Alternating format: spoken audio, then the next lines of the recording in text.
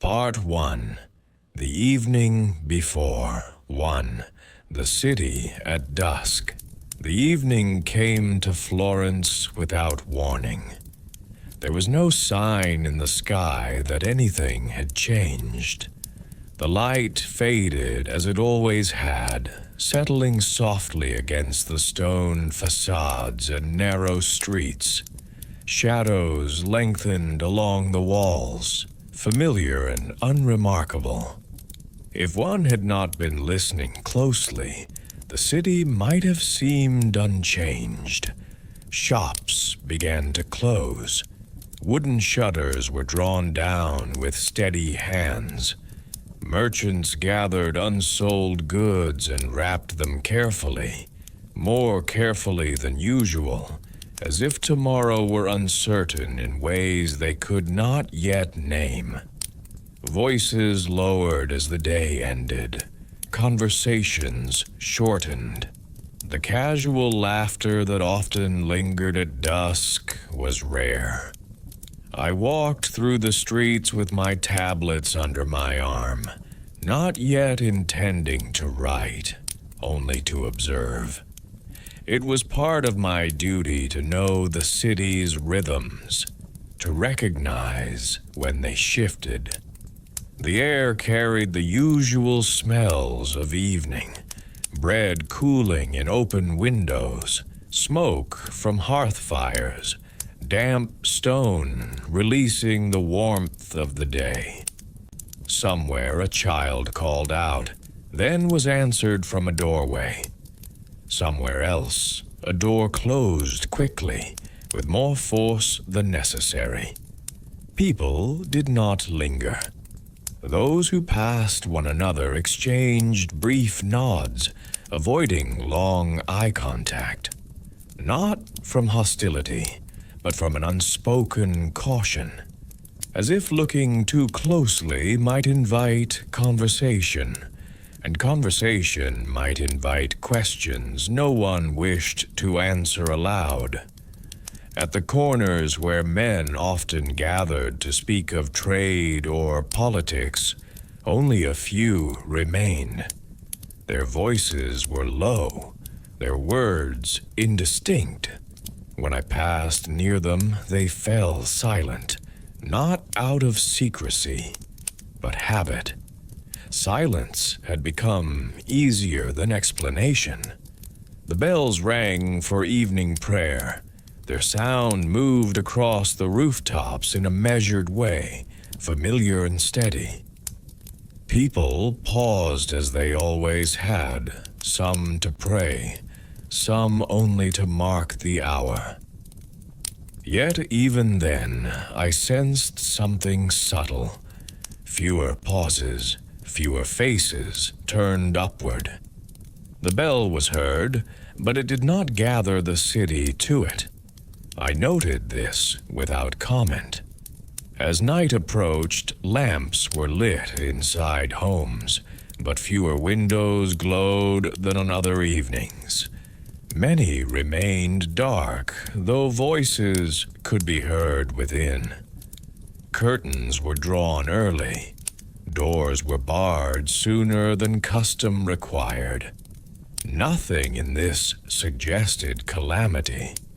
And yet, the city was already behaving as though it were preparing for absence of sound, of movement, of one another.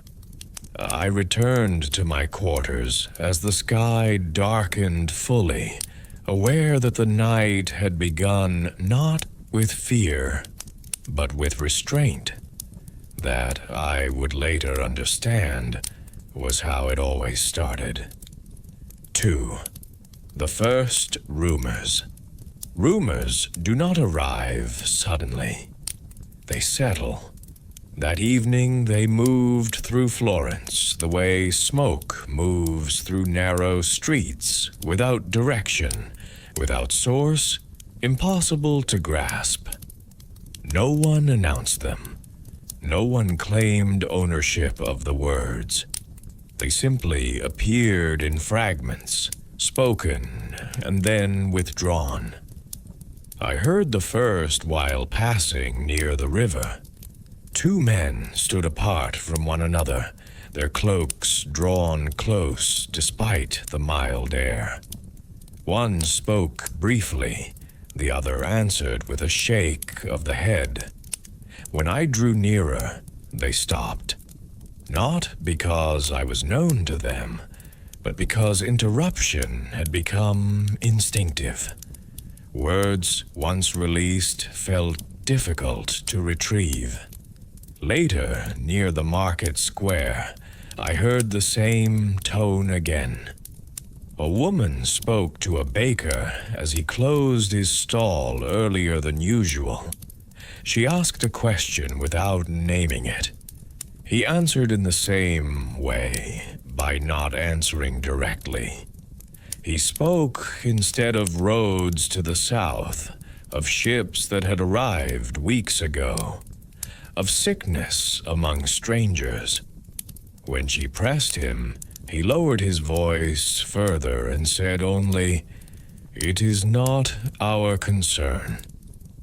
This phrase repeated itself often that evening, not as reassurance, but as boundary.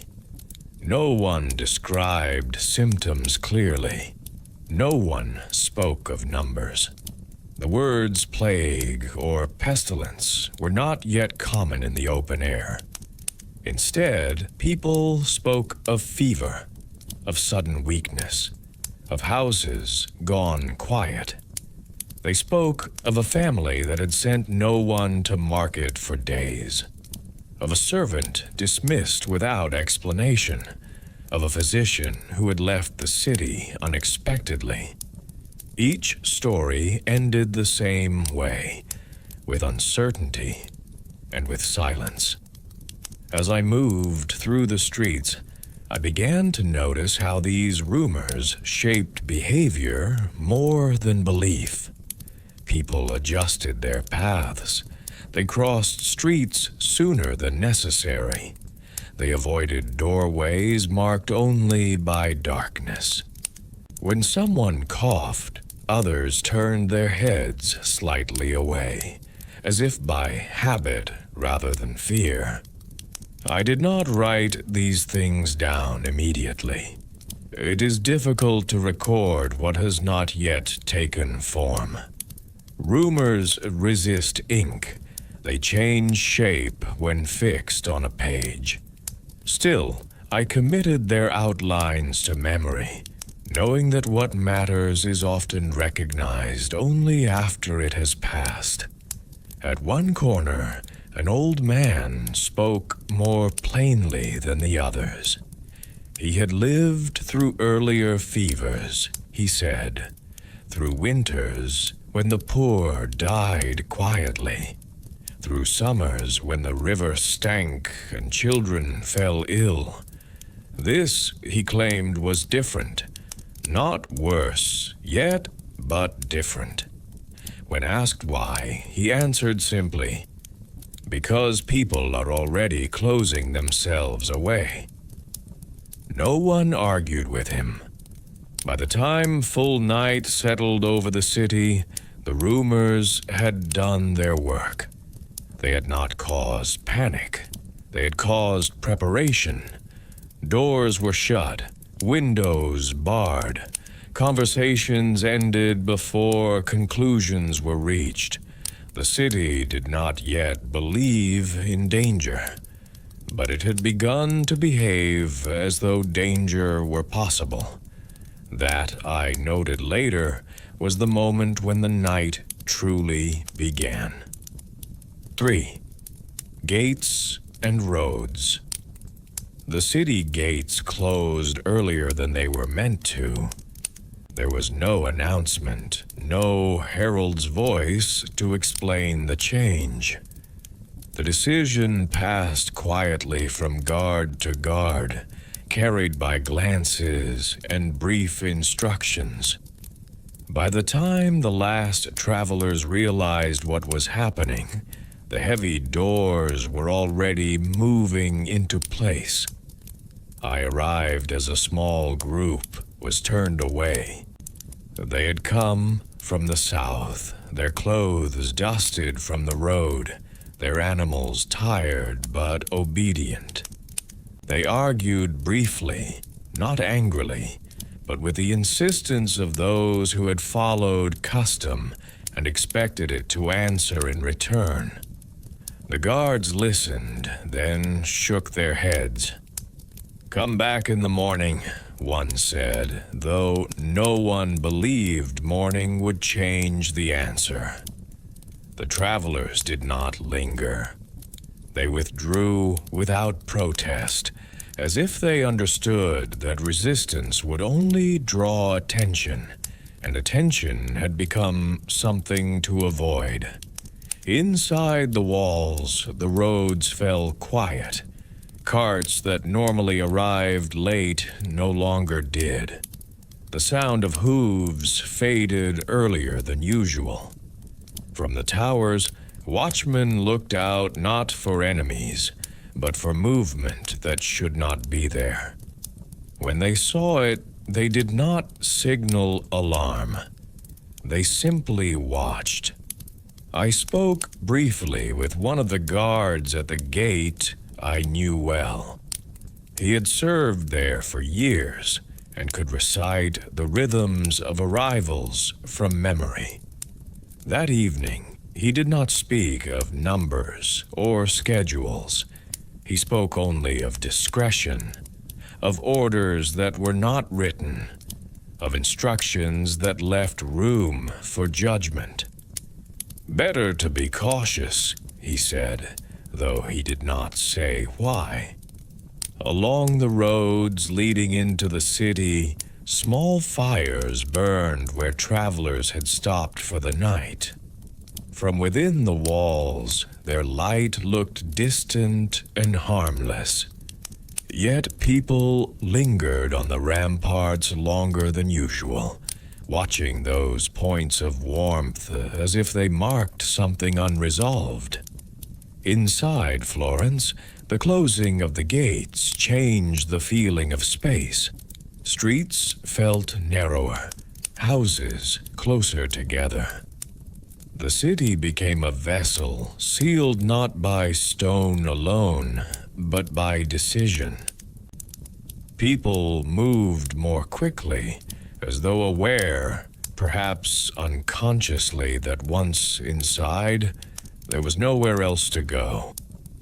I returned through familiar paths, noting which doors were already barred and which windows showed no light at all. I passed one house where voices were raised in argument, then abruptly silenced.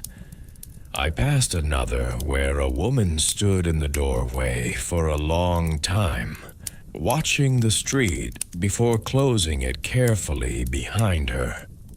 By the time I reached my quarters, the gates were fully shut. I marked the hour, though it meant little.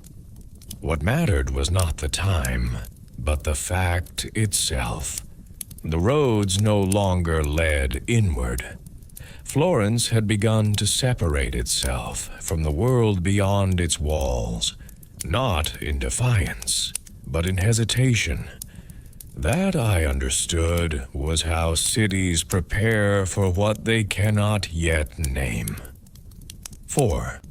The decision to write.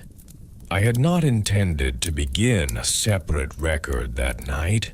My work as a notary required precision, not reflection.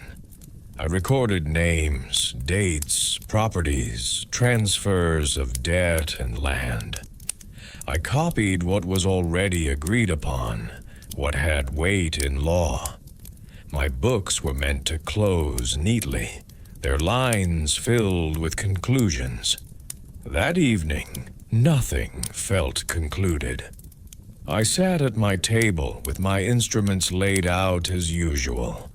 The ink was fresh, the parchment clean. Yet my hand remained still longer than necessary.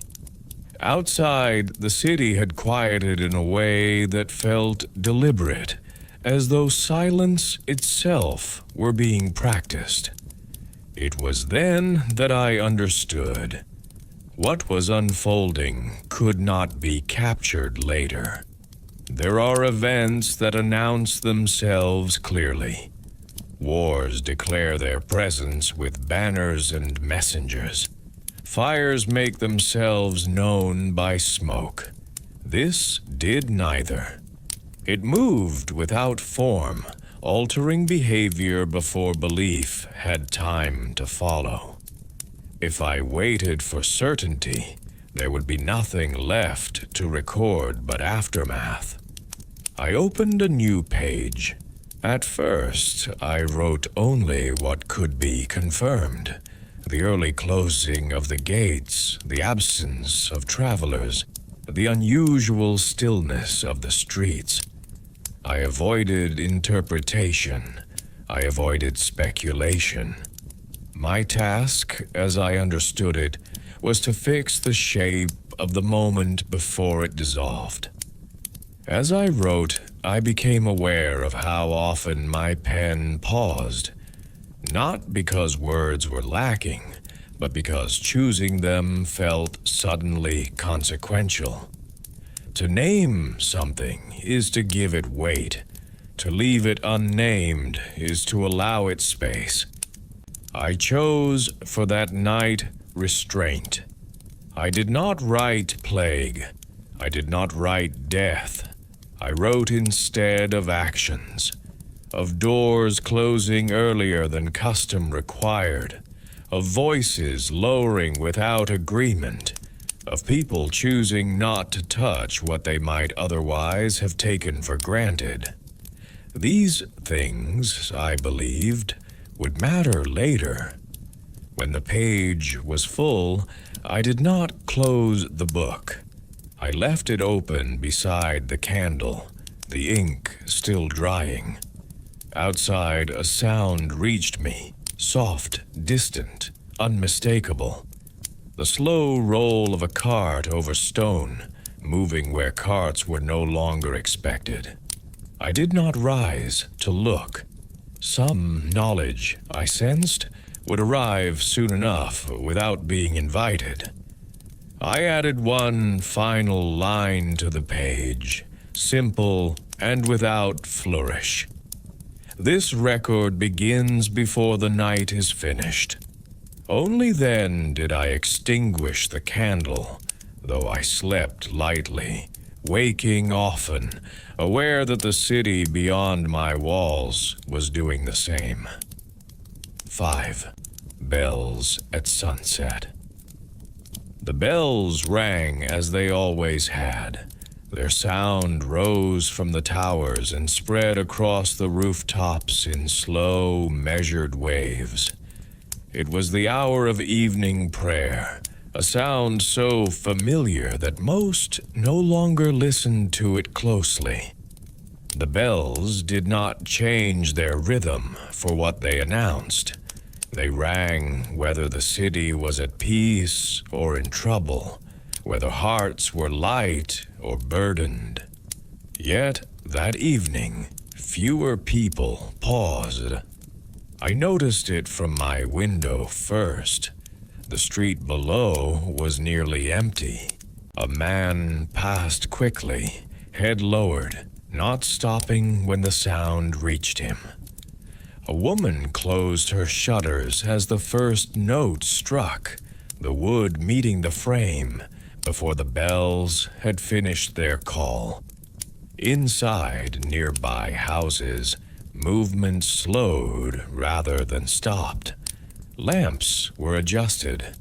Voices softened.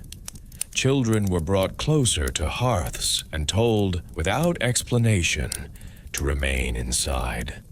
The bells continued, patient and unchanged, but the city did not gather to them as it once had. In the churches, those who did attend stood farther apart than usual. The prayers were spoken carefully, without haste, but also without the shared confidence that often binds voices together. Some finished early and left quietly. Others remained longer, kneeling in silence after the final response, as if reluctant to return to streets that no longer felt neutral. I walked for a short time while the bells still rang. At each intersection, the sound arrived slightly differently, echoing between stone walls, muffled by distance, broken by the angles of narrow streets. It occurred to me then that the bells were no longer marking the same city for everyone. Each heard them alone, shaped by where they stood. When the final note faded, the quiet that followed felt heavier than before. Night settled quickly after that, more quickly than on other evenings, though the sky showed no sign of haste. Windows that had remained dark earlier did not light now. Doors that were already barred were not opened again. The city seemed to draw a boundary around itself, one made not of walls, but of intention. I returned to my room and looked once more at the open page on my table. The ink had dried. The words lay still, unchanged, already belonging to the past, even as the night continued outside. I added nothing further. There was nothing yet that could be added without guessing. Florence entered the night quietly, not in fear, not in alarm, but with a restraint that suggested it was listening for something it had not yet heard. That was how the evening ended, and that was how the night, in truth, began. Part 2. Arrival. 6. The Marked House. The first mark appeared before dawn. It was placed quietly, without announcement, on a door not far from the eastern quarter.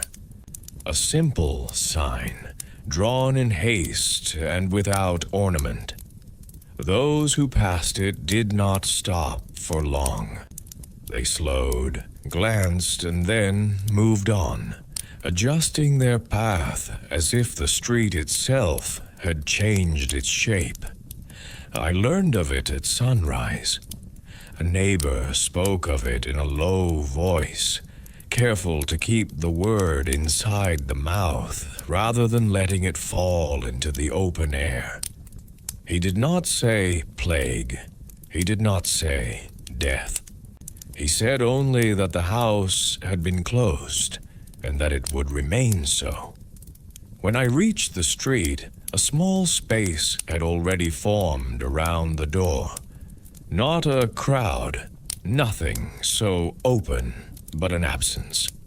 People crossed to the other side sooner than necessary. No one paused directly before it. The mark did not demand attention. It repelled it. The house itself was unremarkable. Stone walls, a narrow entrance, shutters drawn tight. If not for the sign, it would have been indistinguishable from many others on that street. There was no sound from within, no movement behind the shutters. The stillness felt deliberate, maintained from the inside as much as imposed from without. A woman stood several steps away, watching. She did not approach.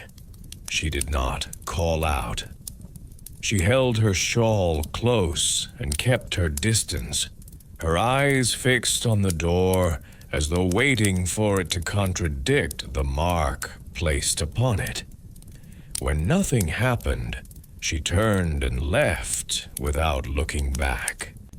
I recorded the address. I noted the time.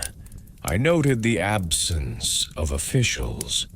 This, I understood, was important.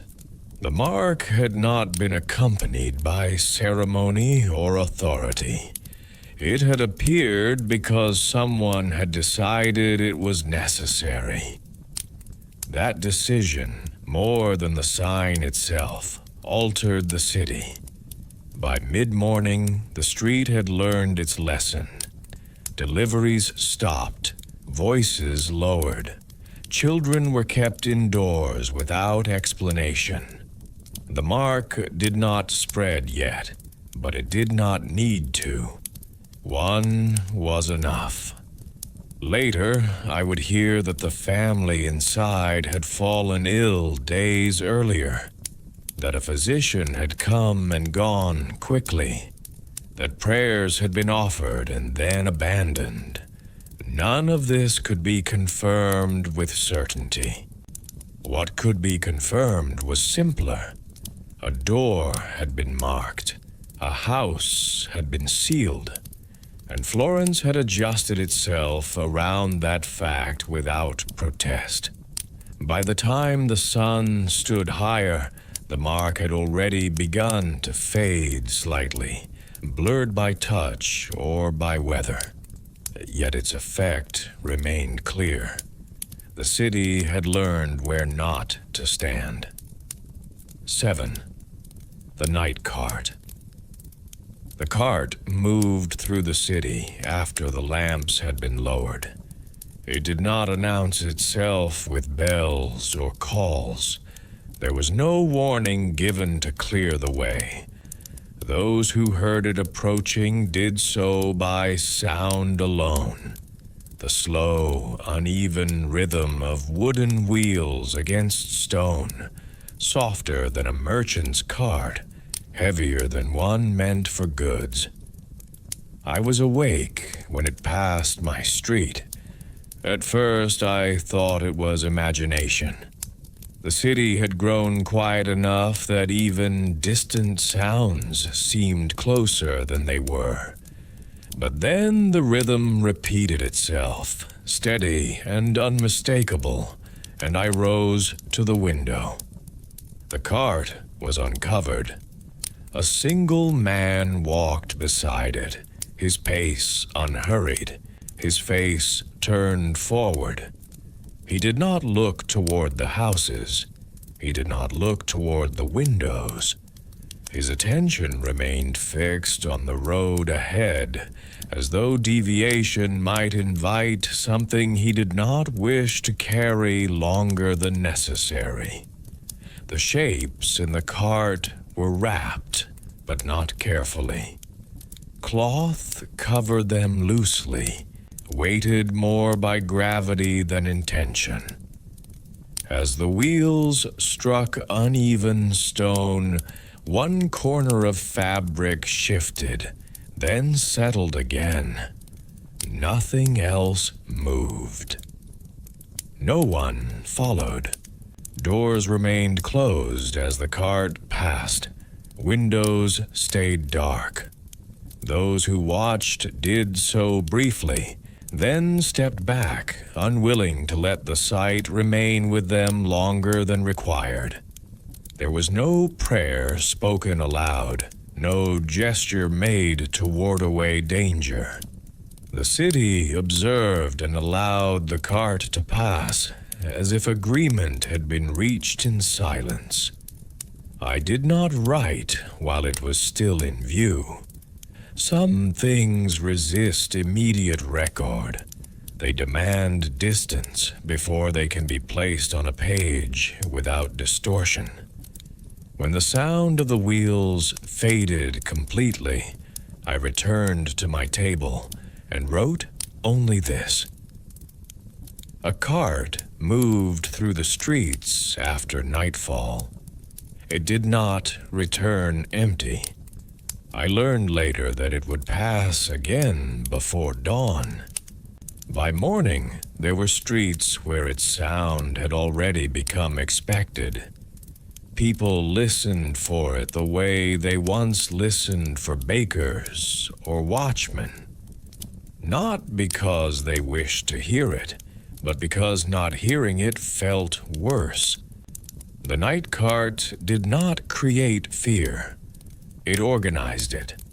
From that point on, the city began to understand that what had arrived would not be contained by marks alone. 8. Physicians and masks. By the second night, the physicians no longer moved openly. Those who still came did so with hesitation, arriving early and leaving quickly.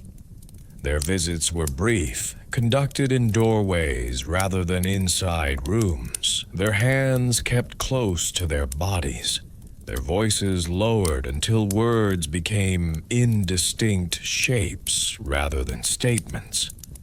Their clothing began to change. At first it was subtle, layers added where none were needed, gloves worn indoors, scarves drawn high over the mouth. Then came the masks, not all at once, and not all alike, but enough to be noticed. Leather coverings shaped to the face, glass set into the eyes, long protrusions filled with herbs and dried flowers, meant to soften the air before it reached the lungs. The intention was protection, though no one could say from what with certainty. When people saw them coming, they stepped aside. Children were pulled back into doorways. Dogs were chased off with sharp gestures. The sight of a physician no longer brought relief. It brought confirmation. I observed one such visit from across a narrow street. The physician did not touch the door. He stood at a distance while questions were shouted from behind the wood. He listened, nodded once, then spoke briefly. I could not hear the words, but I saw the reaction, a pause, a hesitation, then silence. When the door opened again, it was only to pass something outward. A small bundle wrapped hastily in cloth. The physician accepted it without comment, tucked it into his satchel, and left without turning back. No one followed him. Later, I recorded what could be confirmed: the time, the address, the presence of a physician. I did not record outcomes. Those would arrive on their own. By midday, fewer physicians could be found. Some had fallen ill themselves. Others had left the city quietly, their departure noticed only when their doors remained closed longer than expected. A few continued, moving from house to house, with a discipline that suggested obligation rather than hope. People began to understand that knowledge would not arrive in time. The masks, meant to reassure, instead reminded the city of distance, between breath and breath, between those who could still walk the streets and those who could not. By evening, the sight of a masked figure passing through a street caused shutters to close immediately, not from fear alone, but from recognition. The city was learning which sights could not be unseen. 9. Churches after dark. The churches did not close when the streets emptied. If anything, they filled more fully after nightfall. I first noticed it when I passed the Church of Santa Croce well after sunset. Lamps burned inside long after the usual hour, their light spilling onto the steps and the worn stone of the square. The doors stood open, though no bells called the faithful inside. People arrived quietly, one by one, or in pairs, never in groups. They did not greet one another. They did not linger outside. Each entered as though late for something already in progress, moving quickly from darkness into candlelight. Inside, the air was heavy. Incense burned continuously, not in measured ritual, but as necessity, layered so thickly that it dulled the sharpness of breath. Candles stood everywhere, along the altar, against columns, on makeshift stands brought from homes. Their flames wavered slightly, stirred by movement, by doors opening and closing, by the presence of too many bodies sharing the same confined space. There were no sermons. The priests spoke only what was required. The familiar words of prayer were recited without elaboration, stripped of reassurance. There were no promises offered, no interpretations of suffering. Only repetition, as if the act of speaking ancient words aloud might anchor something that felt unmoored. I stood near the back and watched. People knelt farther apart than before. Where space allowed, gaps were left deliberately between bodies. Some kept their cloaks wrapped tightly around themselves, even in the warmth of the church. Others clasped their hands so firmly that their knuckles whitened, as though afraid that letting go might invite something unseen. Confession lines formed and dissolved repeatedly. Many approached the priests, spoke briefly, then withdrew without lingering. I noticed that few returned to their original places. They moved instead to the edges of the church, standing near walls or columns, pressing themselves into stone as though seeking its permanence. A woman near me whispered prayers without pause, her lips moving constantly, her eyes fixed on the floor. A man several steps away crossed himself again and again, not rhythmically, but whenever his thoughts seemed to falter. I recognized neither of them. That, too, was new. The city had always been a place of familiarity, where faces repeated themselves across days and weeks. Now the churches gathered those who no longer wished to be seen elsewhere. When the prayers ended, no one rushed to leave. People remained seated or kneeling, reluctant to return to the streets. Outside, Florence lay dark and silent, its usual night sounds absent. The church, for all its heaviness, offered structure. Stone walls, shared air, witness. Eventually, one by one, they departed, each left alone. The doors were closed carefully after the last had gone, barred not against intruders, but against what might follow.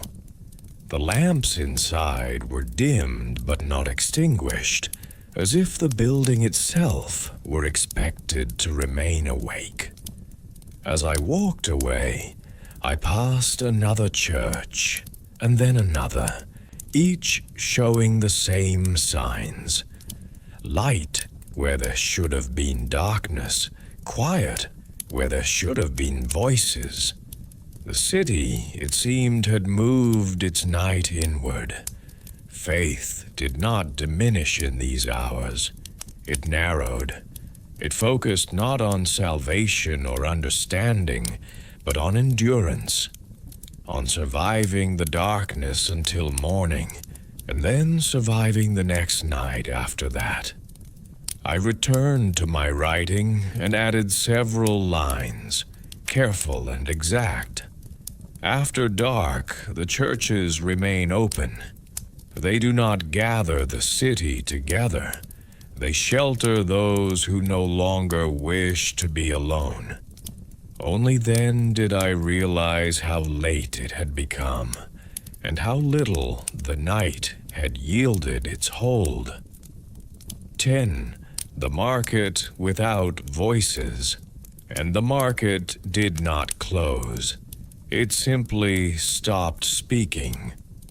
I went there early before the sun had fully risen, expecting at least the beginning of the day's movements, the scraping of stalls being assembled, the familiar arguments over space, the early calls of sellers eager to secure position. Instead, I found the square already awake and already empty. Stalls stood where they had been left the day before. Some were partially assembled, their wooden frames leaning at uncertain angles, cloth coverings folded but not secured. Others remained intact, goods still arranged as though waiting for hands that had not arrived. Baskets of fruit sat untouched.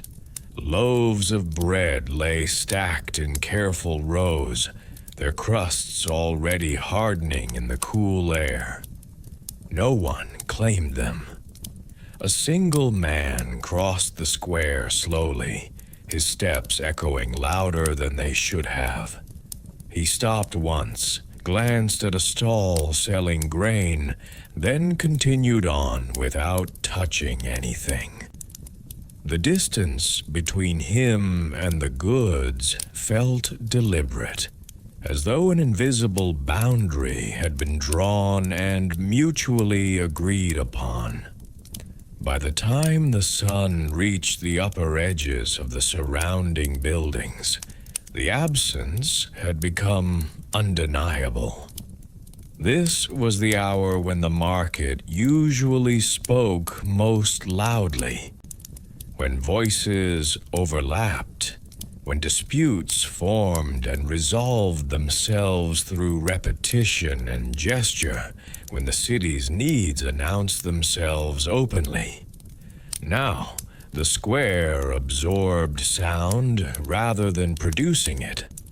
I walked its length carefully. In one corner, a fishmonger's table stood empty, washed clean, abandoned without explanation. Nearby, a butcher's stall remained stocked, the meat already beginning to darken. No flies gathered. Even they seemed to have learned caution. A woman approached carrying a basket. She hesitated at the edge of the square, shifting her weight from one foot to the other. For a moment it seemed she might step forward, claim what had been left behind. Instead, she turned and left the way she had come, her basket still empty. No one challenged her decision. The market depended on trust more than any other place in the city. Trust that goods were safe to touch. Trust that hands could meet without consequence. Trust that exchange was worth the proximity it required. With that trust unsettled, the square lost its purpose without a single order being given. Later in the day, a small group of officials arrived. They spoke briefly among themselves, gesturing toward the stalls, toward the goods that would soon spoil. They did not touch anything. They did not issue instructions. After a short time, they departed, leaving the market as it was. By evening, the square had become something else entirely. Not a place of exchange, but a measure of absence. The space itself testified to what the city was no longer willing to do. People passed around it, skirting its edges, treating it as one might treat a body of water known to be deep and unmapped. That night, I wrote more than I had intended. The market remains standing. Its goods remain visible. Its voices do not return. I paused, then added, "The city no longer gathers where it once depended on itself." When I set down my pen, I realized that the market's silence had accomplished what rumors and marks alone could not. It had made the change unmistakable. Florence had entered a new phase of the night, one where absence spoke more clearly than any bell. To Part 3, The Long Night. 11. Streets Without Steps. The streets emptied gradually. There was no single moment when Florence fell silent. Sound withdrew in stages, retreating from the wider roads first, then from the narrow passages, until only the most private noises remained, those that could not be heard beyond a wall. I walked through the city after nightfall, not out of duty, but because remaining still felt more dangerous than movement. My steps echoed too clearly. Each footfall returned to me altered, stretched by stone and distance, as if the streets themselves were listening. Windows were dark, not all of them, but enough to change the pattern of the city. Where lamps had once marked life, families at supper, craftsmen finishing work, there were now stretches of blackness interrupted only by the occasional candle set far back from the glass. Curtains were drawn tightly. Shutters were closed and barred. Even houses known to be occupied gave no sign of it. At intersections where voices once gathered naturally, nothing remained. No watchmen spoke to one another. No late sellers called out. No songs drifted from open doors. The city had not been ordered into silence. It had arrived there through countless individual decisions, each made for reasons that felt private, reasonable, and unavoidable. I passed a street where a dog lay in the road. It did not move as I approached. Its presence felt wrong, not because it was unusual, but because it suggested abandonment. Animals had begun to disappear from the streets as well, drawn indoors or left behind. The dog lifted its head briefly, then lowered it again, uninterested in anything beyond its immediate breath. Further on, I encountered a man standing in a doorway. He did not step fully into the street. He did not retreat inside. He stood in the threshold, as if undecided whether the city still belonged to him. When our eyes met, he nodded once, then withdrew without a word. I noted how often thresholds appeared that night. Doors half opened, then closed. Windows cracked just enough to allow air, then sealed again. The boundary between inside and outside had become charged. To cross it felt like a choice, with consequences no one could predict. As I continued, I realized something else. The streets were not empty everywhere. They were empty between places of life. Sound still existed, but it was contained, trapped within walls, muffled by distance. Coughing echoed faintly through stone. A voice called out once, then stopped abruptly.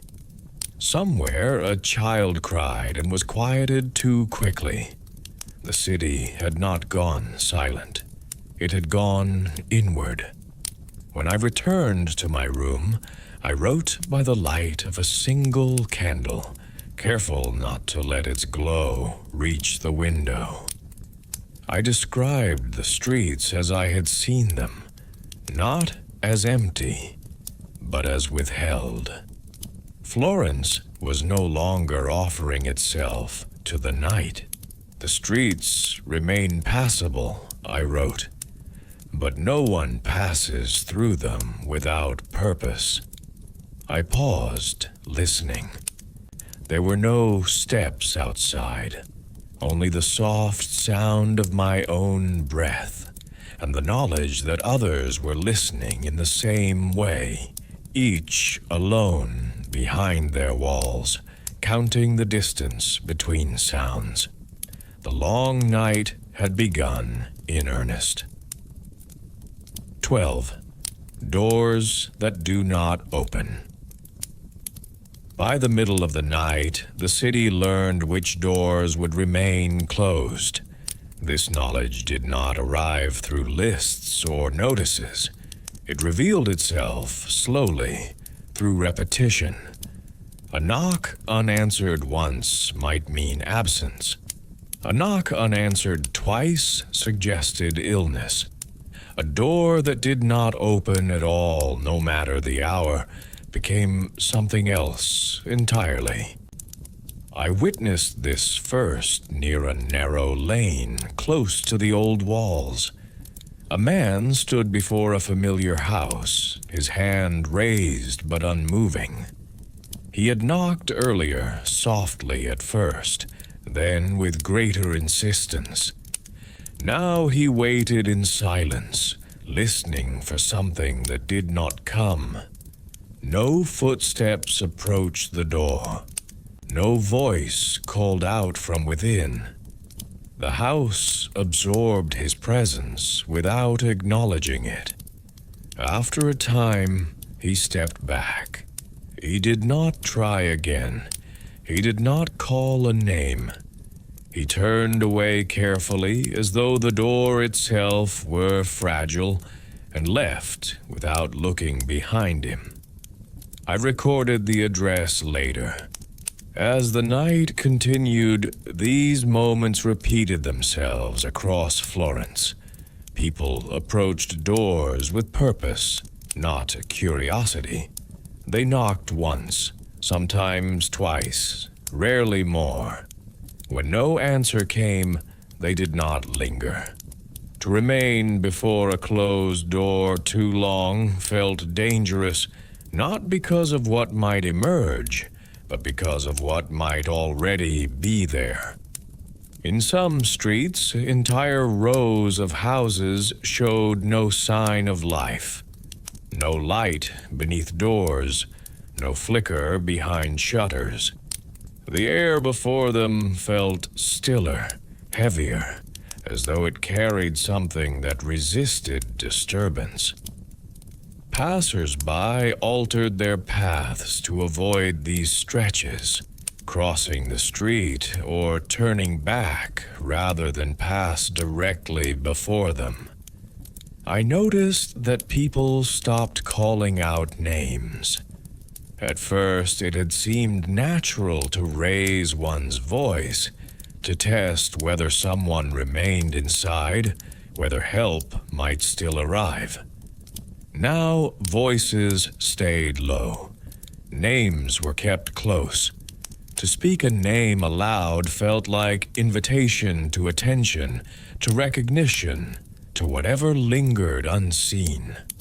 Near one such door, I found a small bundle left on the step. Wrapped bread, a flask of water. Nothing else. No mark, no note. The offering sat untouched, growing cold in the night air. Whoever had left it had already gone. Whoever it was meant for did not come to claim it. By dawn, the bundle remained where it was. This, I realized, marked another change. The city had begun to accept that some thresholds would not be crossed again, that certain absences would not resolve themselves. The doors did not open because there was no one left to open them, or because those inside could not, or because opening them had become unthinkable. I wrote carefully, choosing words that did not speculate beyond what could be seen. There are doors that remain closed, I wrote. People knock, then leave. No one waits. When I finished, I sat for some time without adding anything further. Outside, the city held its breath, listening for answers it no longer expected. The long night continued, measured not by hours, but by doors that stayed shut. 13. Writing the names. And the names began to accumulate before I noticed the weight of them. At first, each was written carefully, with the attention proper to any record meant to last. I noted full names when they were known, places of residence, relations, if they could be confirmed. My hand moved with familiarity. This was, after all, the work I had done for many years. Then the pace changed. Messages arrived at irregular hours. Some were delivered by officials, others by neighbors or distant relatives. Many came without formality names, spoken quickly in doorways. Lists pressed into my hands and withdrawn again as if contact itself were dangerous. I began to write faster, not carelessly, but with a growing awareness that precision would soon be overtaken by necessity. Ink dried on the page before I could reread what I had written. Lines grew closer together, margins narrowed. Where once I left space between entries, I no longer did. The names did not repeat at first. That, more than their number, gave them weight. Each represented a separate life, a separate household, a separate path through the city that had ended quietly.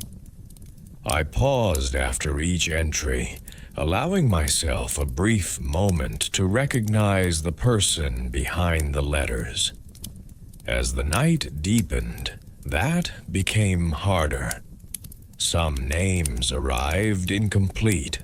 Others arrived without confirmation, offered with hesitation, and followed by silence. In a few cases, only a description was given.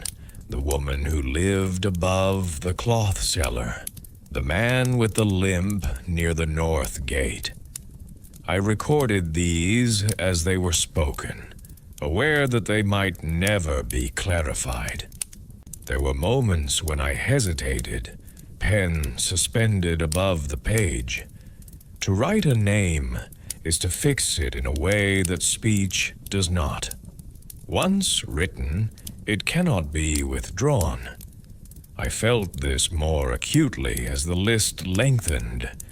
Yet to refuse to write felt worse, as though omission might erase what had already been taken. By the second hour of the night, patterns emerged. Families appeared in clusters. Streets repeated themselves. Certain quarters of the city contributed more names than others. I marked these details in the margins, not as conclusions, but as observations awaiting context. My hand began to ache. I ignored it.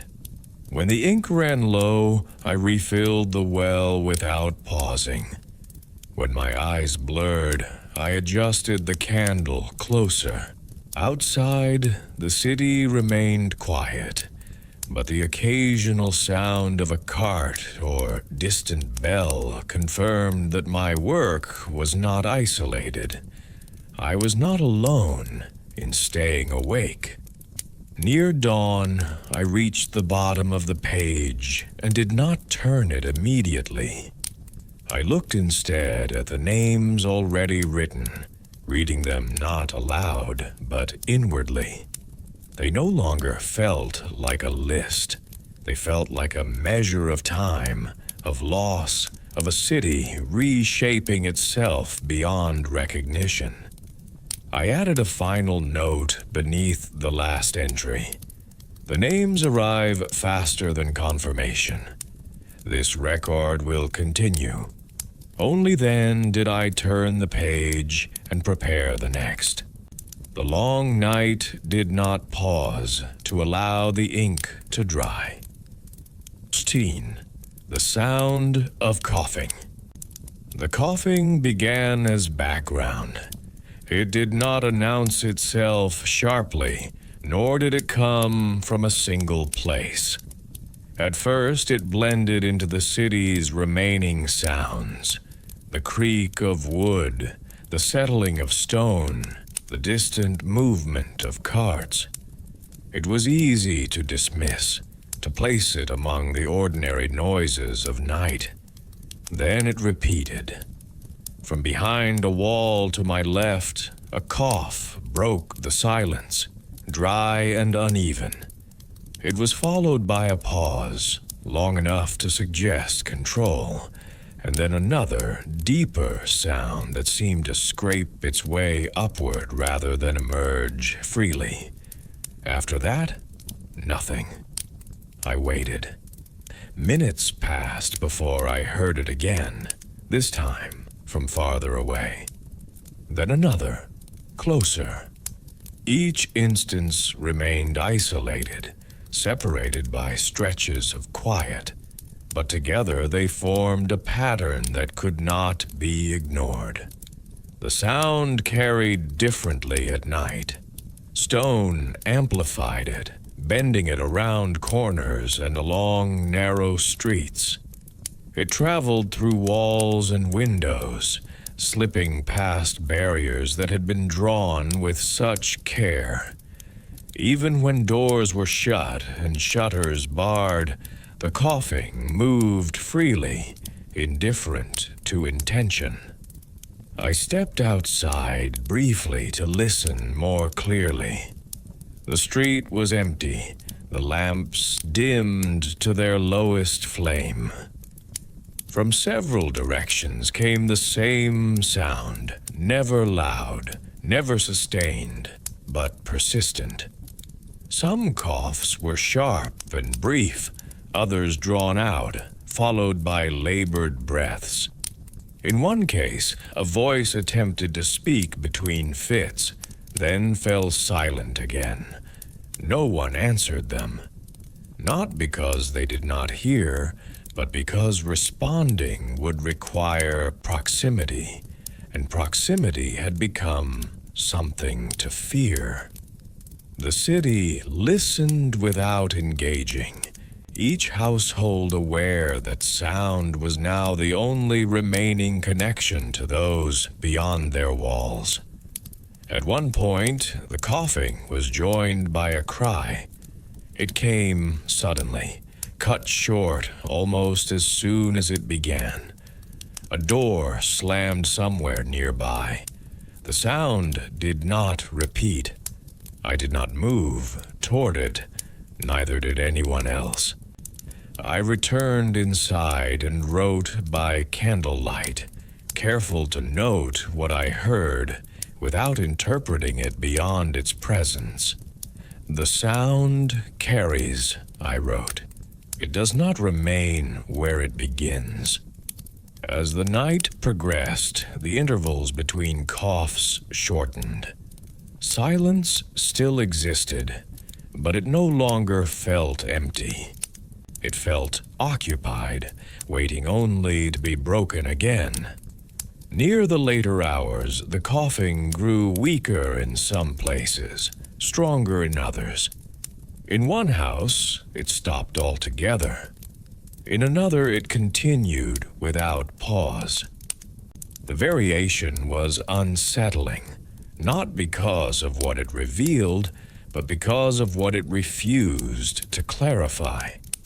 Toward the hour before dawn, I realized something else.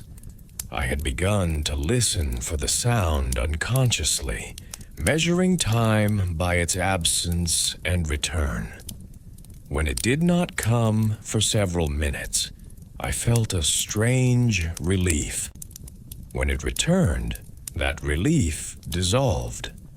This, I understood, was how the city learned to fear not noise, but the quiet that followed it. I wrote one final line before the candle burned too low. The night no longer belongs to silence alone. Then I sat back, listening as Florence breathed unevenly around me, each cough marking another presence still resisting the dark. 15. Bells without pause. The bells began again before anyone expected them. At first, a single toll rose into the night, measured familiar, easily placed. It carried the meaning it always had. A death marked, a soul commended, an interval acknowledged. Those who heard it recognized the sound and adjusted themselves accordingly, as they had done countless times before. Then another bell answered. Not immediately, and not from the same tower.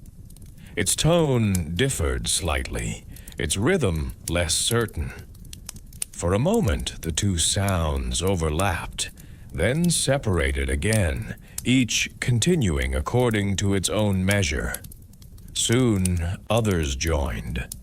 From different quarters of the city, bells rang without coordination. Some tolled slowly, others more quickly.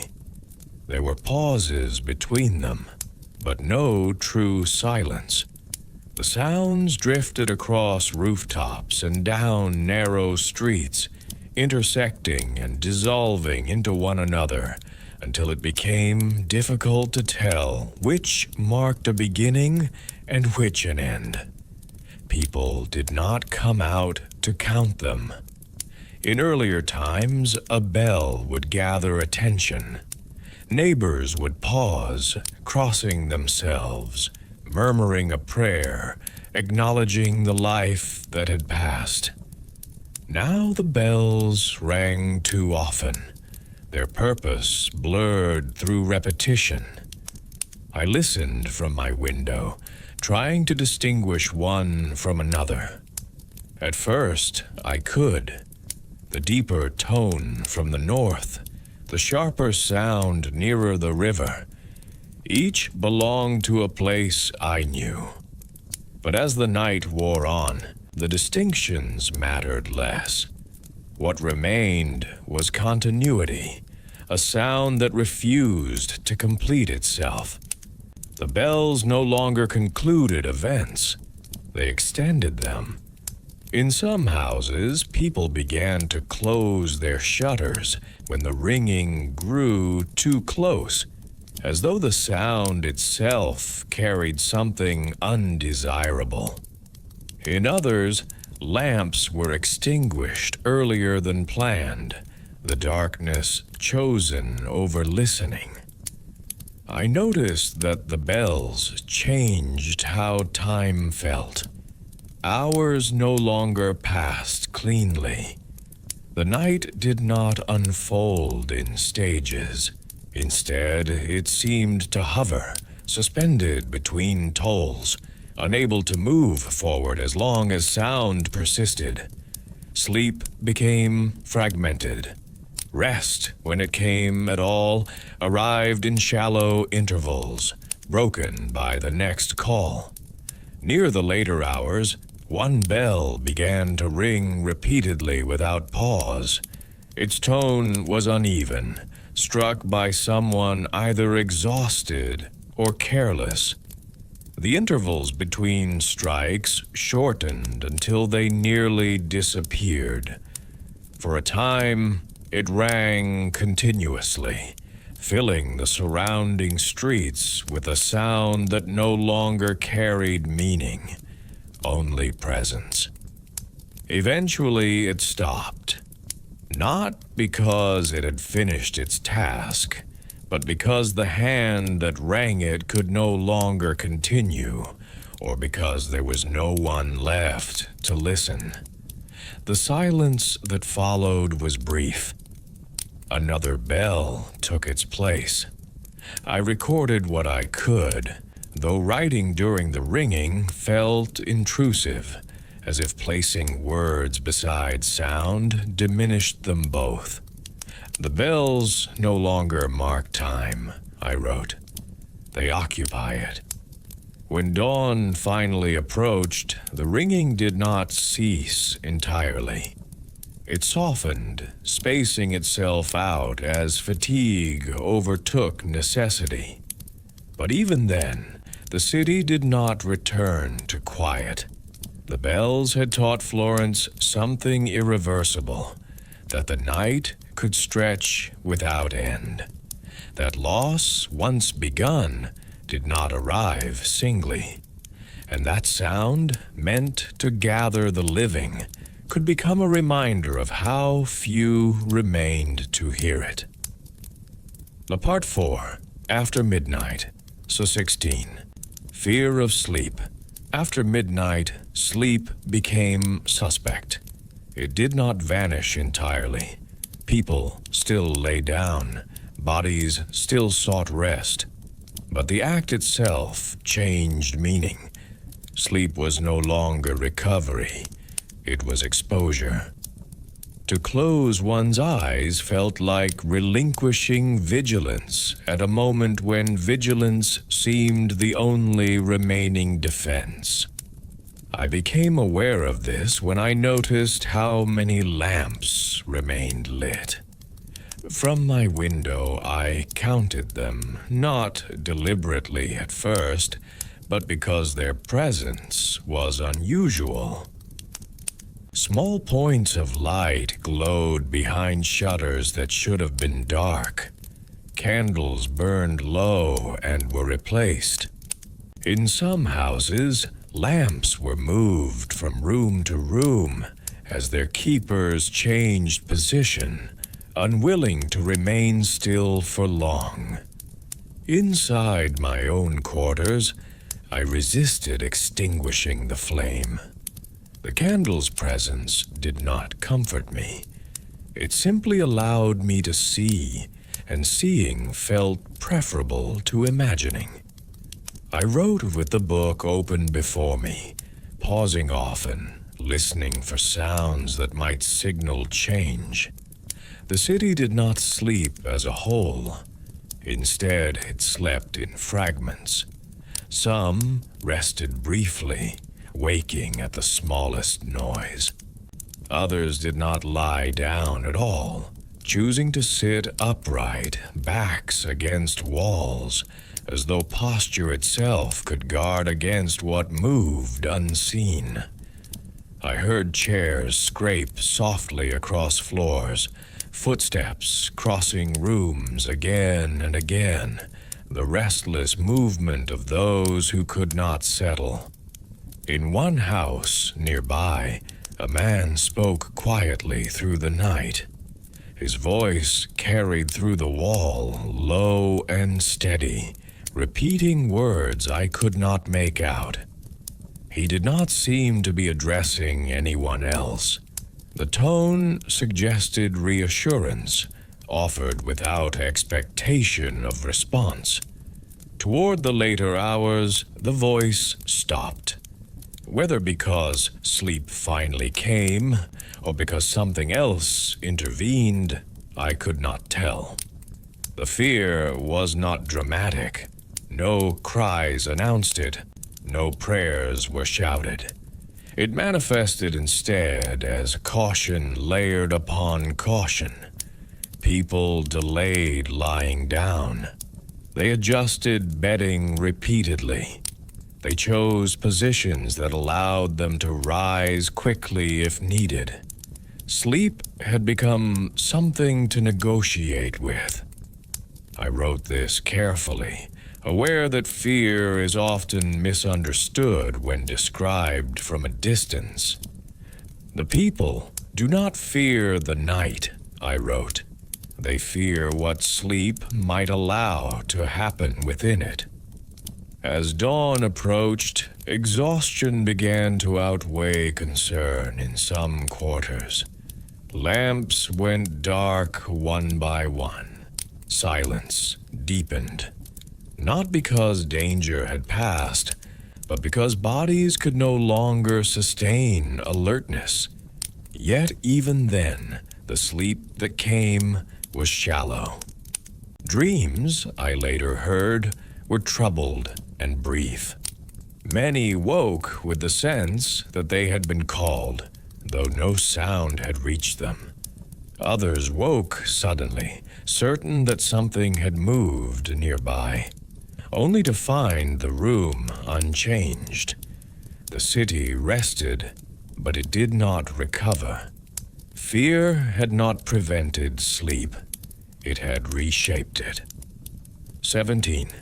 Houses of Silence. By the hour when night is meant to deepen, some houses ceased to speak entirely. This was not immediately noticeable. Silence, after all, had become common. But there was a difference between a house that chose quiet and one that had lost the ability to produce sound at all. I first recognized it on a street I had passed many times that night. Earlier, there had been signs of life there. Lamps behind shutters, faint movement, the suggestion of voices restrained but present. Now the street felt altered. The air seemed heavier, unmoved by passing steps. Even the faint noises that usually escaped through stone breath, shifting weight, the creak of wood were absent. The houses stood intact. Their doors were closed, their windows shuttered, their walls unchanged. Yet they no longer participated in the city. They did not respond to sound. They did not answer the bells. They did not release coughs, whispers, or restless movement. They were silent in a way that felt final. I paused before one such house and listened closely. Nothing. No echo of motion within. No adjustment of furniture. No sign that someone was awake or asleep. The stillness extended beyond what sleep could explain. It was as though the house itself had withdrawn, sealing whatever remained inside it from the world beyond. I moved on carefully. As the night progressed, I identified others. Sometimes a single house in a row fell silent, while its neighbors still flickered with light. Sometimes several together shared the same absence, forming stretches of street that people avoided without consciously deciding to do so. When passers-by reached these places, they slowed instinctively, then crossed to the other side, increasing distance without acknowledging why. I noticed that offerings began to appear. Bread placed on steps, jugs of water left near doors. Small bundles of cloth set carefully aside. No one knocked to announce them. No one waited to see if they were taken. The act was completed at a distance, as though proximity itself risked disturbing something that had already settled. By the time dawn approached, many of these offerings remained untouched. This, more than any mark or bell, conveyed the truth of the situation. A living household responds, even if only to refuse. A silent house does nothing at all.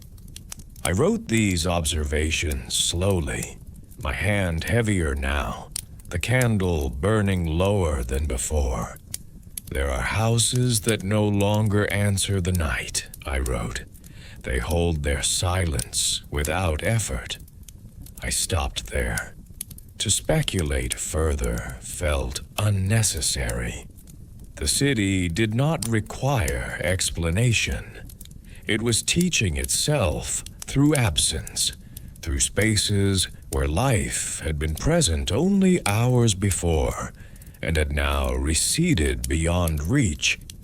As the sky began to pale at the edges, Florence appeared unchanged from a distance.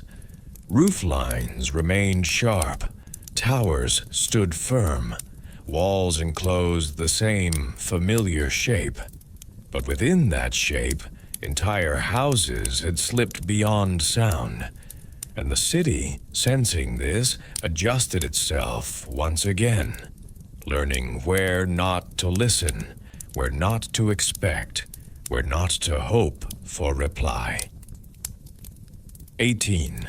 The Book That Does Not Close.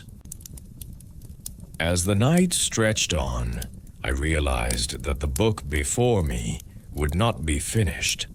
This understanding did not arrive as frustration. It came quietly, with a sense of adjustment, as though expectation itself were being corrected. I had opened the record believing it would capture a moment. I now saw that it would capture a process, one that did not respect the boundaries of pages or hours. My hand moved steadily, though fatigue pressed against my wrist and shoulder. I shifted position, changed the angle of the candle, refilled the ink well again. Each small action felt deliberate, not because it mattered greatly, but because stopping felt worse.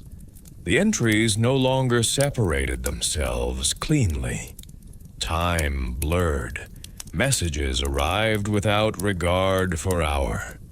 A knock at the door startled me, not because it was loud, but because it was unexpected.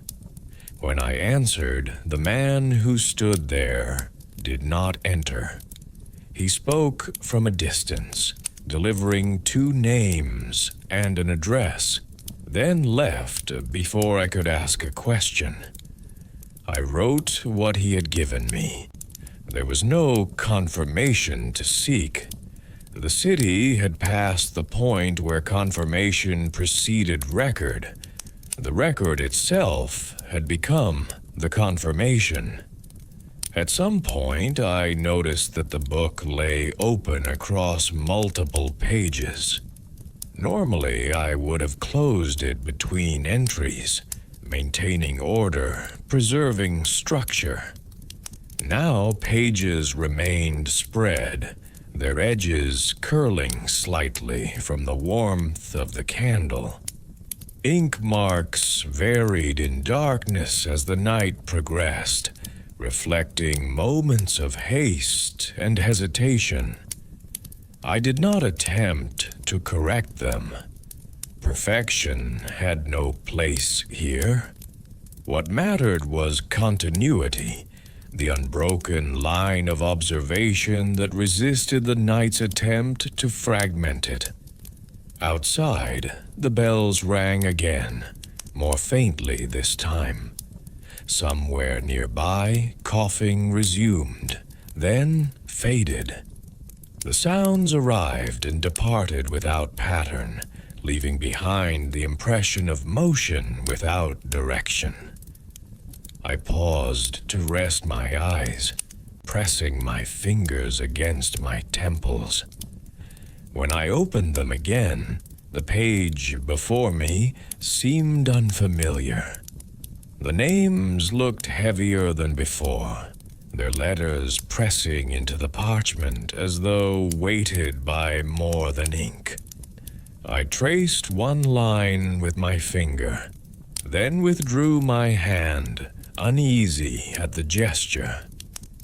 This book, I understood, was no longer an object. It was an extension of the night. To close it would suggest an ending that did not exist.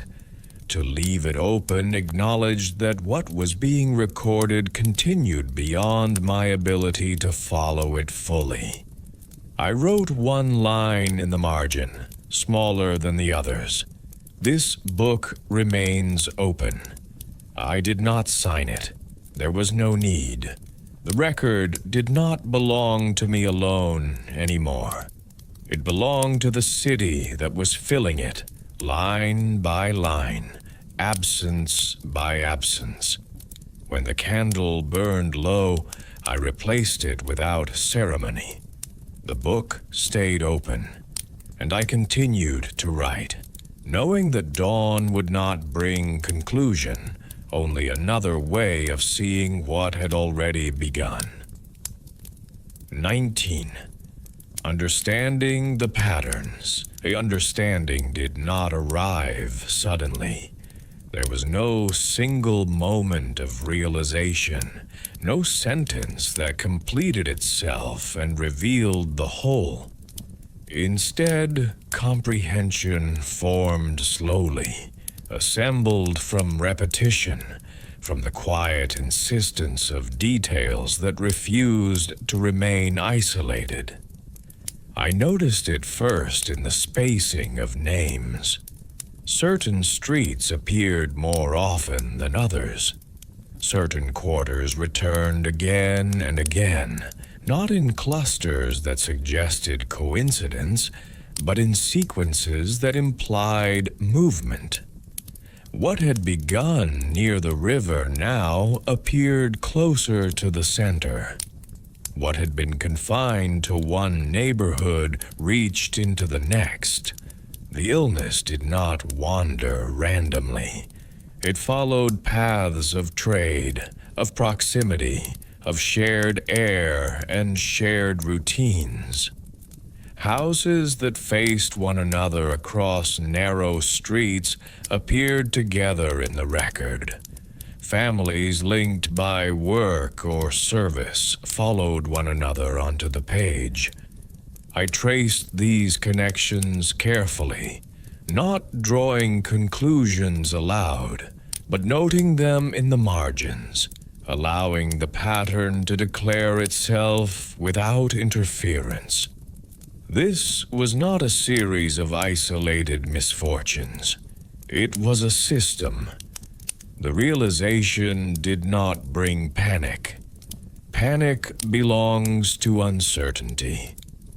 This brought something colder, a clarity that removed hope of simple containment.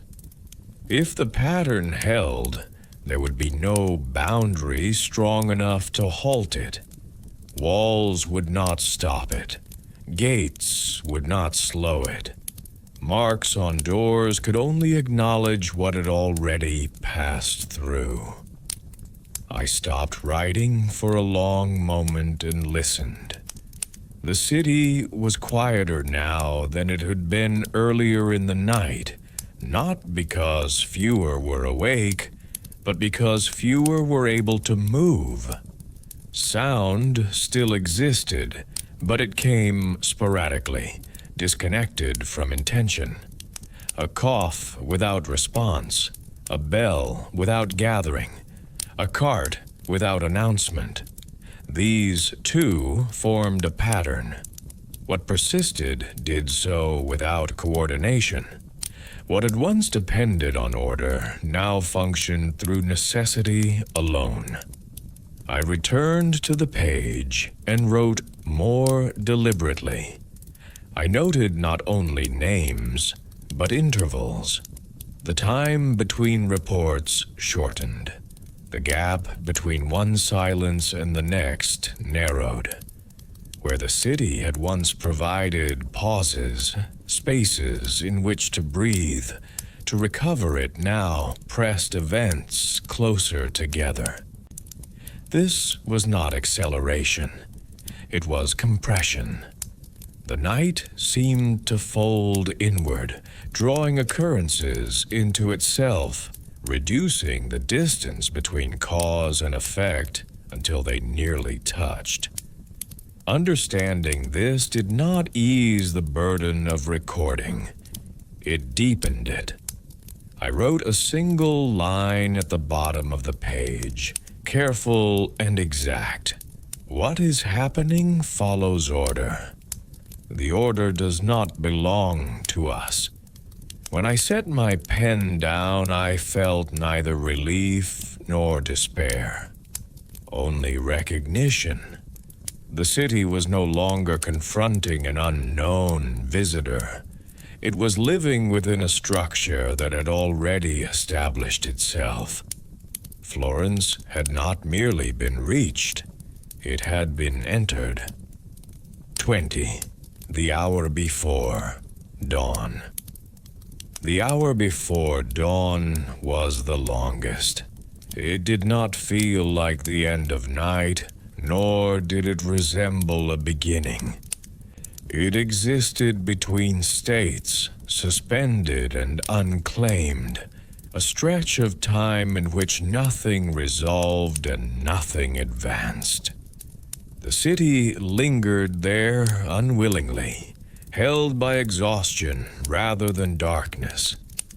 Outside, the sky showed the faintest change, not light, but thinning.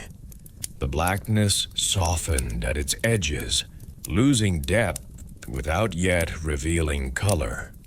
It was the kind of change that could be missed entirely if one were not already watching for it. I had not slept. Few had. Those who had managed brief rest now woke without prompting, as though some shared instinct had stirred them. Lamps were adjusted, bodies shifted. The city, though silent, was alert in a way that felt strained, held together by effort alone. Sounds were fewer now. The coughing had diminished in some places, not because it had ended, but because it had reached a point where sound was no longer possible. Bells rang less frequently, their tolls spaced by longer intervals. The cart did not pass again before dawn. This absence did not bring comfort. It suggested completion rather than reprieve. I stepped outside briefly, drawn by the need to confirm that the world beyond my room still existed. The street was empty, its stones pale beneath the retreating night. The air felt cooler, heavier with damp. Somewhere far off, a shutter moved, then settled again. No one spoke. At this hour, even the churches were closed. The lamps that had burned through the night now glowed weakly behind thick doors. Prayer had given way to waiting. There was nothing more to ask for until daylight arrived. I returned to my table and read what I had written. The pages lay open, filled not with argument or explanation, but with accumulation. Names, places, observations. Together they formed a record of a city that had crossed a threshold without ceremony. I added only one final note for the night. The approach of dawn does not ease the weight of the dark. When the first true light appeared, thin, gray, uncertain, it did not announce itself as relief. It revealed instead what the night had concealed. Streets still empty, houses still silent, offerings still untouched. Morning came, but the night did not release its hold. Or epilogue, Morning Without Relief, 21. Dawn over Florence. Dawn arrived quietly. It did not bring color at first, only clarity. The shapes of buildings emerged from the gray, their outlines sharpening without warmth. Roofs, towers, and walls appeared exactly as they had the day before, unchanged in form and position, offering the illusion of continuity. From a distance, Florence looked intact. Up close, it did not. I stepped into the street as light strengthened, careful not to disturb the stillness that had settled there. The stones beneath my feet were damp, darkened by night air, and untouched by traffic. No carts passed. No voices rose to meet the morning. The city did not wake so much as reveal itself. Shutters opened in a few houses. They did so cautiously, lifted just enough to allow air and light, then held in place without sound. Faces appeared briefly, then withdrew. No one greeted the day. No one lingered in doorways to exchange news. Morning, which had once gathered people together, now dispersed them further. At the market square, nothing had changed. The stalls stood where they had been left. Goods remained unclaimed. Bread lay exposed, its surface dulled by cold. The square, now fully visible in daylight, confirmed what the night had suggested. The city's center had lost its function without losing its form. A bell rang once, not in alarm, not in announcement. A single measured toll, as if testing whether sound still belonged to the hour. It was not answered. The silence that followed felt deliberate, chosen. Near one of the marked houses, the sign on the door was clearer in daylight. Its lines were uneven, its purpose unmistakable. The street around it remained wide and empty, the distance maintained without instruction. An offering left on the step had not been touched. The bread was hard now, the water undisturbed. I recorded these things with care. Morning often invites interpretation. People seek meaning in light, reassurance, invisibility. I resisted that impulse. What the dawn revealed did not contradict the night. It confirmed it. Florence had not endured a bad night. It had entered a different condition. As the sun climbed higher, activity did not return. The city remained restrained, its movements limited to what was necessary and no more. Officials passed without ceremony. Physicians moved briefly, then disappeared again. The rhythm of ordinary days did not resume. I closed my book for the first time since the night began. Not because the record was complete, but because this portion of it was. What followed would not belong to a single night. It would belong to many.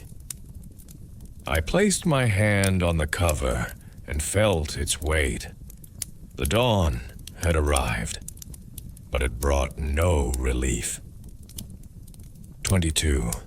A city already changed.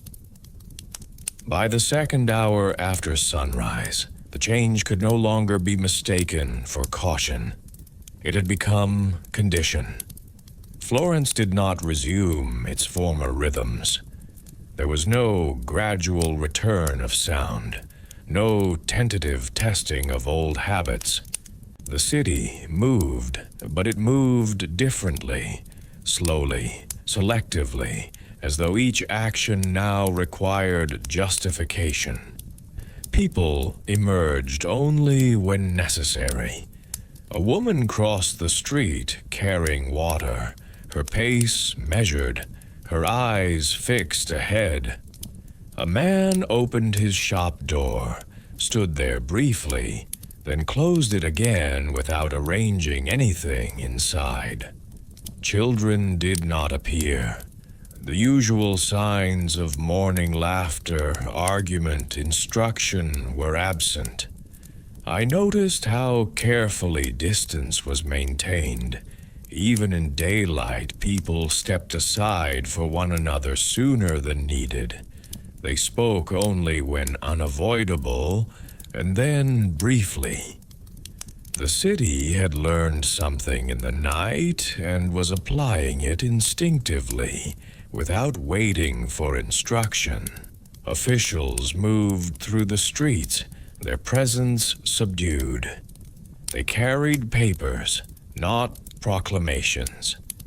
They stopped at certain doors, made notes, then continued on. Their authority did not command attention. It merely confirmed what everyone already understood.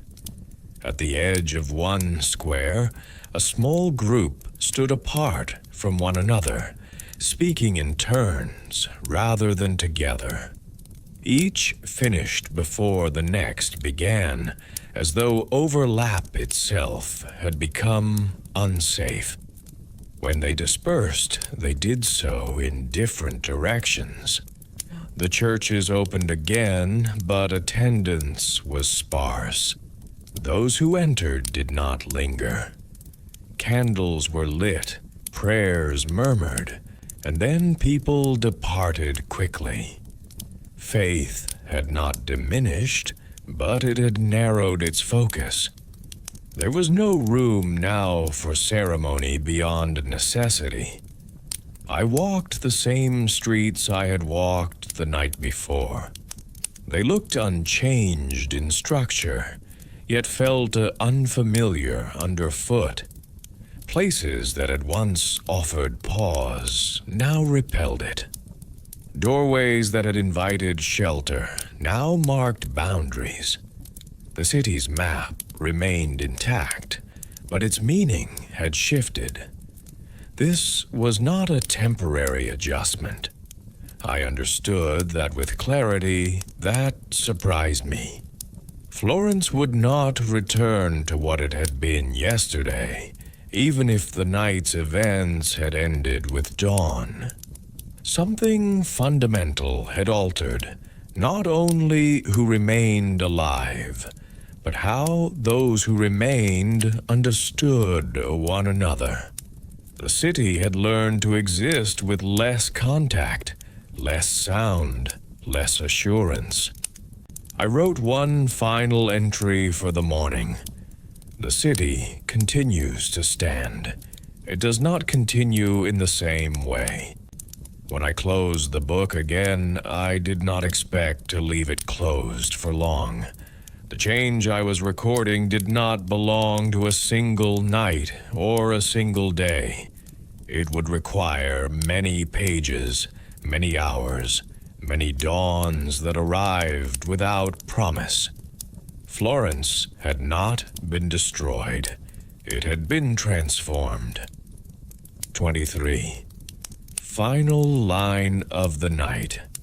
I returned to my room when the morning had fully claimed the sky. The light was stronger now, falling cleanly across the table where the book lay waiting. In daylight, the pages looked different, less heavy, less final. Words written at night often do. They appear quieter, as though they belong to another hand, another mind. I did not correct anything. The record was meant to preserve the night as it had been lived, not as it might later be understood.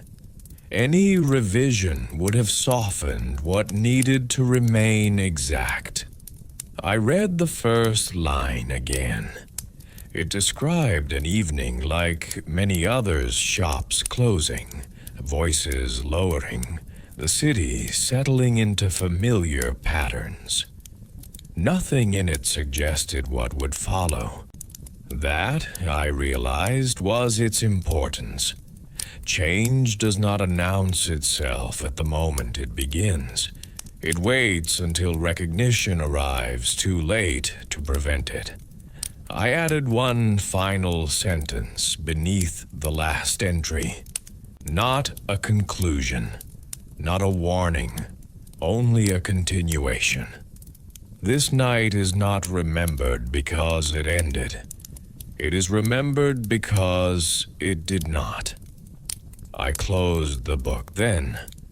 Outside, Florence continued its careful movement, each person acting within new boundaries, testing the limits of what could still be done safely. The day would bring more names, more marks, more silences. That was no longer in doubt. What mattered was that the first night had passed, not as an interruption, but as an introduction. The city had crossed into something it did not yet understand, guided not by choice, but by necessity. And I, having witnessed its first hours, understood my task clearly.